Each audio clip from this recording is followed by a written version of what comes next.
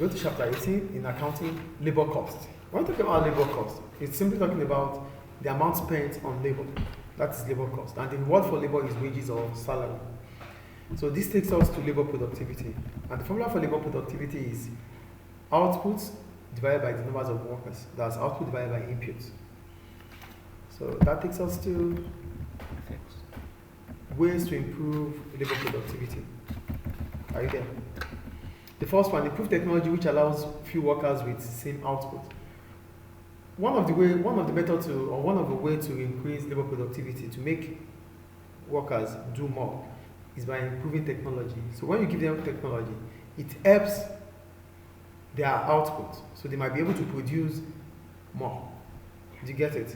So that means you might even need few workers to produce the same level of output because there's technology that is helping out.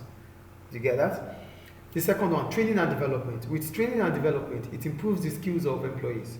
As a result, they might be able to produce more level of output with few level of input because now they are skilled. Do you get that? And the last one, effective employee financial reward. So you can remuneration, pay them, reward them financially. That might also motivate them. If they are rewarded financially, they might be able to do more. So these are methods of improving labor productivity. Any question about that? So we go to methods of employee remuneration. For employee remuneration, we have the day work or time rate, we have the piece rate, and bonus. So for bonus, it's divided into group or individual. So we start with day work. For day work, it simply means time rate. Employees are paid according to the hours spent at workplace. That is time rates. Then to calculate it is hourly wage rate multiplied by the numbers of hours worked. I think it's clear, please. What are the advantages of using day work or time rates? Number one, labor costs are easy to plan and budgeted for. Because it's time rates, we already know we have 5 workers, they need to work 10 hours. So 10 hours, they get $5 per hour. So we need 5 workers, right? They have to work 10 hours. That's 50 multiplied by 5, $250 needed. So it can be planned and budgeted for. 2, quality may improve as workers are not under pressure regarding time. So now that they have more time to work, so there's no pressure on them to quickly get the job done. They know they will be paid based on the hours spent, so they have time to get the job done better, and that can improve the quality of the work done. The third one, employee knows the figure of remuneration in advance. So I know if I work for 10 hours, because it's $10 per hour, so if I work for 10 hours, I'm getting $100. I already know in advance. The last one, absenteeism may be reduced. I know if I don't come, if I'm not present, I won't get that pay. So I always want to be present at workplace. Hourly rate. Is it clear? Is it clear, please? Yeah. So what are the problems about using hourly rate or day work or time rate? 1, no employee incentive to increase productivity. So there's no motivation to increase output or productivity because I know whatever hours I work is what I get paid for. 2, it rewards all employees equally regardless of performance. So I might just sit down and spend 4 hours doing nothing, and you might sit down spending 4 hours doing something. We'll still get the same pay. But I don't always sit down, I do something when I sit down. So that's our problem there anyway. The third one, supervision will be needed to ensure work is completed. So you have to monitor me to make sure I do the job, and that is additional cost. Clear? And the last one, inefficient working may require extra overtime inefficient working may require extra overtime. So that means you have to pay them extra. They might not, maybe the work is supposed to finish in 7 hours, but if it's not done in 7 hours, they are inefficient. That means they need additional hour and they have to be paid for that. Yeah. Workers might shift the hours to get more. Yeah. That is inefficiency. Is that clear? Any question about day rates? Good. Now go to piecework. For piecework, it simply means employees are being paid based on whatever they produce. And the formula for the labor cost for it is rate per piece produced multiplied by the quantity produced.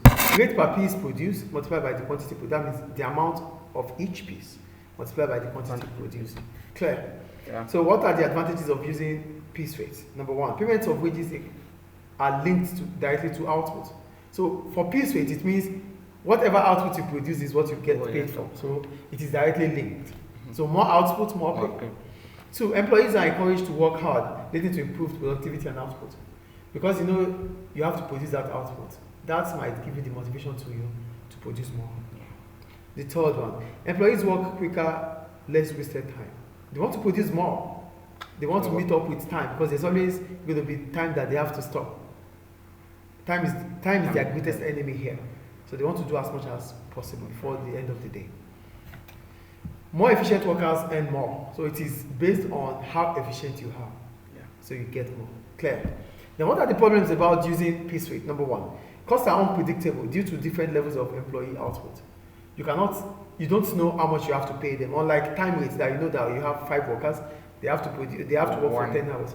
But here, it is based on whatever they produce. So you cannot predict the level of productivity of each employee. Yeah. So that means you might not have a budget. Yeah. So quality may suffer, staff may need to inspect output. I might find a shortcut to produce more, and that reduces the quality. So we need more workers to inspect the quality, the products, and that is additional cost. Yeah. Employees cannot plan their income, and production issue will affect earnings. You cannot plan your income. So the day you don't produce, you don't get paid. Okay. And sometimes you might think you do more. Electronics or machinery mess up things. What can you do about it? And the last point, it is more expensive to operate. Yes, it's more expensive. You need to put a lot of things in place. Machine must work. People must do the right thing at the right time and the rest. You might have to employ inspectors too. That's the point there. Is it clear? So that takes us to. So now we go to bonus scheme. Bonus scheme, which is individual and group.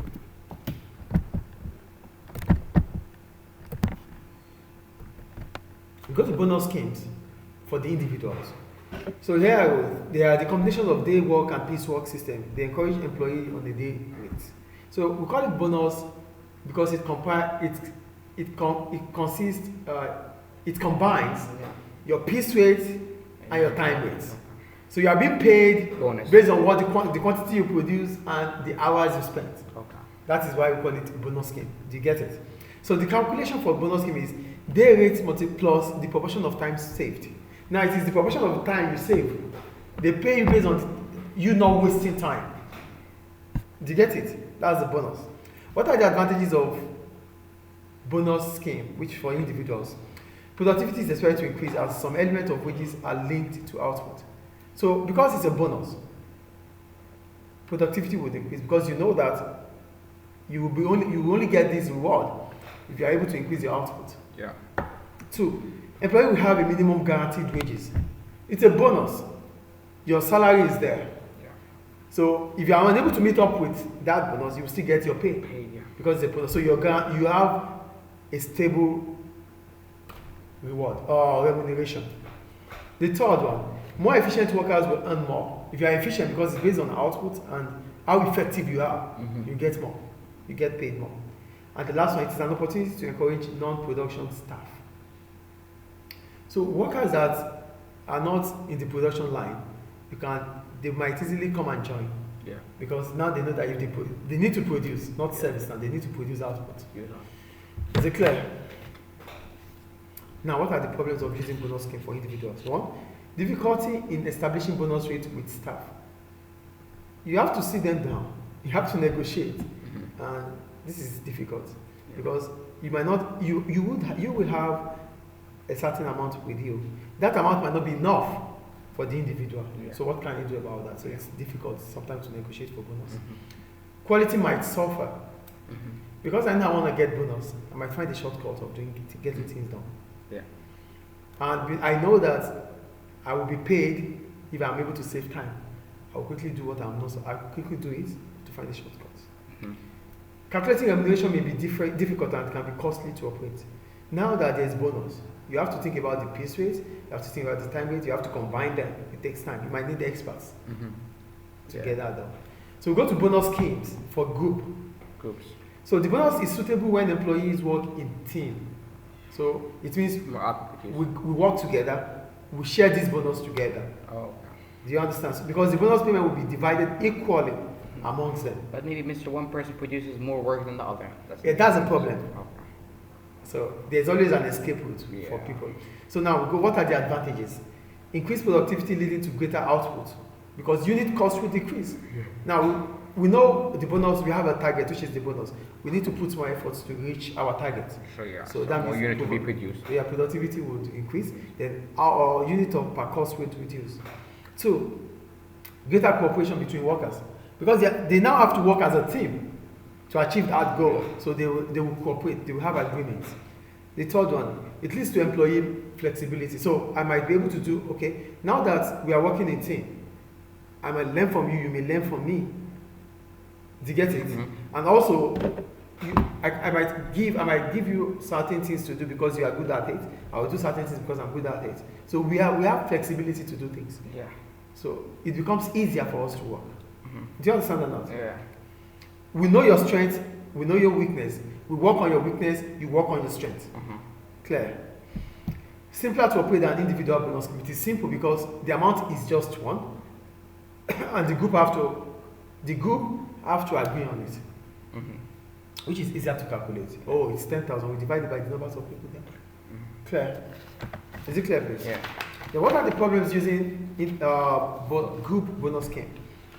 Less direct incentive, which means less improvement in productivity. So it's the bonus for the group, not individual bonus. Yeah. So it means whatever happens. It's just for all. No, I'm not getting any reward personally. So productivity might not increase individually. 2, less efficient employees in the team will receive the same bonus, like what you said earlier. So they are not efficient, but they work for the team, so they are under the team. So irrespective of whatever they do, they get the same pay. Yeah. And that might be demotivating. It may bring conflict into the group. 3, quality issue remains as supervision will be needed. This increased cost. Yeah, they have to. The quality might be there, but you have to supervise them to check if some are not doing anything. Yes. And that means you need additional workers. Okay. That increases your cost. Note, whatever remuneration method is choosing, it should be fair to all staff and must be simple for employees to understand. So you don't tell us, oh, this is how we calculate it.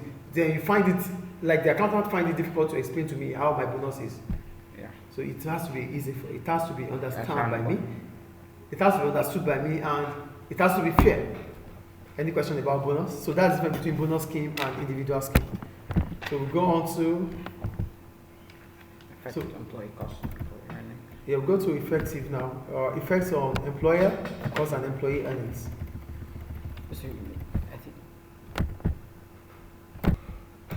The effect on employer cost and employee earnings. That's the remuneration method. How is it? What is the cost for employers, and how do employees earn it? Yeah. The day work is fixed. It's a fixed labor cost because it is based on the day you work. Yeah. Hourly paid. Do you get the point I'm making? Then for employees, it is fixed for them because they know what they have to make for the hours spent. Piecework, it's a variable cost because as output increases, more pay comes in. Then for earnings, it increases if their effort is able to be increased. Yeah. Individual bonus scheme. Labor cost is semi-variable. Why is it semi-variable? Because it starts with variable cost. No, it starts with fixed, then it starts increasing. Then it's a cost for firms and for the employees. Minimum fixed earnings and the ability to increase more. Because it starts with fixed for firms. They pay certain fixed amounts. But if the employee starts doing more, they pay more. So that means the bonus for employees will increase. It will be fixed, then it increases if they can put more effort. Yeah. Group bonus, it is semi-variable too, like individual. The same goes to it's regular minimum payment. Because here we know that we are all in group. We get the same amount. Then as soon as the group is able to increase its productivity, they get more too. Is it clear? So that takes us to the activity. Question 1, right? Yep. Activity 1. It says Vilingili holidays, sells short break holidays to the Maldives or Maldives. I always say that. An employee employs 3 members of staff. Each member is paid according to the number of holidays they sell. So we have Abbas, Neswina, and Sultan. The numbers of sales is 8. The numbers of sales for Neswina is 7. Sultan is 12 with the amount. So we have the employee, we have the number of sales, we have the rate per sale, we have the monthly cost, and the total. But based on the, we have additional information. Sultan cancelled the order, the commission end has to be deducted. Yeah. So for Abbas, it's 8 multiplied by 800. 8 sales multiplied by the value or the amount of sales, 800. The total for Abbas is 800. Nasrina is 7 multiplied by 110, 770. The total is 770. Sultan sells 12 for $95. Multiply, that's 100,140. But 100 was returned, so you have to take it away from 140. So the total amount for Sultan is 1,040. The total is 26,010. Clear? Yeah. Activity 2. Car components. We have employees, the rate per. We have Osman. Osman has 11.5 and he worked for 30 hours and the production level is 510. The bonus is 3. We are told to calculate the earnings of each employee and the total labor cost. And we should show the cost of issues of production. Osman worked 30 hours. He gets 11.5. The total amount is 345. But he works, and they say for 500 units, if you work more than 500 units, you get additional bonus. Yeah. So if Osman has worked 510 minutes, so there's more than 500, so he's going to get 3 bonus. So 3 multiplied by the additional 10 worked, that's 30. Yeah. So 345 plus 30, that is for Osman. Together. For Armstrong, 12 multiplied by 33, that's 396. There's no bonus because he only worked 490, less than the amount of bonus. So it's 396. And for Rashid, he worked 520. So that he worked bonus. 20 multiplied by 2 plus 11.5 multiplied by 32. So it's 400. So the total paid is 11,079. And that ends Chapter 18. Chapter 18.